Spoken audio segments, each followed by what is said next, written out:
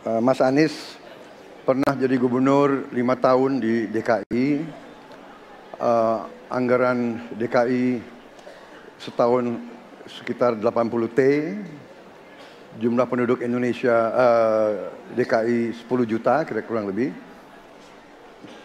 APBD Jawa Barat 35 T, jumlah penduduknya 50 juta, 5 kali DKI.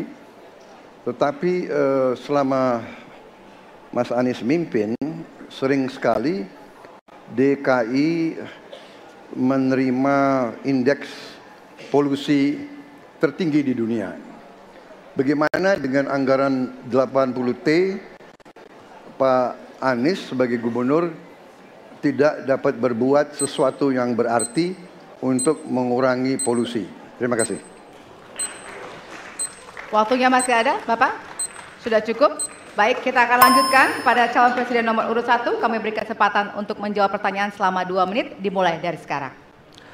Pak Prabowo, terima kasih atas pertanyaan yang bagus, tetapi kurang akurat. Saya akan jelaskan, Pak. Ketika satu daerah mengatakan di tempat kami tidak ada COVID, di tempat kami COVID banyak, lalu yang tidak ada COVID kami tanya, kenapa tidak ada COVID? Nah, kami nggak punya alat testing, Pak. Karena tidak punya alat testing, maka tidak ada COVID. Yang punya alat testing, maka ada COVID. Okay? Saya tidak tanya COVID, saya tanya polusi. Boleh saya selesaikan dulu? Ya. Jadi, apa yang terjadi? Di Jakarta kami memasang alat pemantau polusi udara. Bila masalah polusi udara itu bersumber dari dalam kota Jakarta, maka hari ini, besok, minggu depan konsisten selalu akan kotor. Tapi apa yang terjadi? Ada hari di mana kita bersih, ada hari di mana kita kotor. Ada masa minggu pagi, Jagakarsa sangat kotor. Apa yang terjadi? Polusi udara tak punya KTP. Angin tak ada KTP-nya. Angin itu bergerak dari sana sini. Ketika polutan yang muncul dari pembangkit listrik, tenaga uap, mengalir ke Jakarta, maka Jakarta punya indikator, karena itu Jakarta mengatakan ada polusi udara. Ketika anginnya bergerak ke arah Lampung, ke arah Sumatera, ke arah Laut Jawa, di sana tidak ada alat monitor, maka tidak muncul. Dan Jakarta pada saat itu bersih. Kalau problemnya dari dalam kota saja, maka konsisten tiap waktu. Ya, kita punya masalah polusi. Karena itu kita kerjakan dengan apa? Kita lakukan, Pak. 1, dengan pengendalian emisi dari kendaraan bermotor dan pengujian emisi sekarang wajib. Yang kedua, elektrifikasi kendaraan umum. Yang ketiga, konversi kendaraan umum. Dan dulu yang naik kendaraan umum hanya 350.000 per hari, sekarang 1 juta per hari. Jadi itu kita kerjakan untuk menangani soal polusi di Jakarta. Baik. Masih ada waktu, Bapak?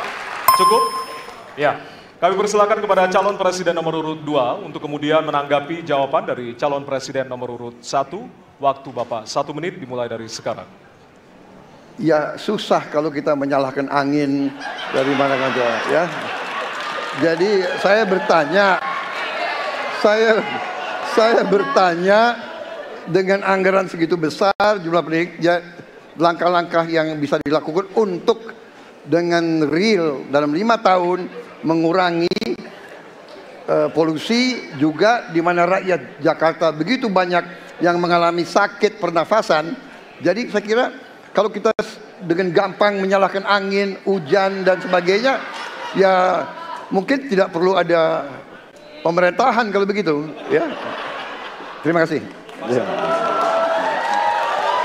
Masih ada waktu. Download Tribun X sekarang. Menghadirkan lokal menjadi Indonesia.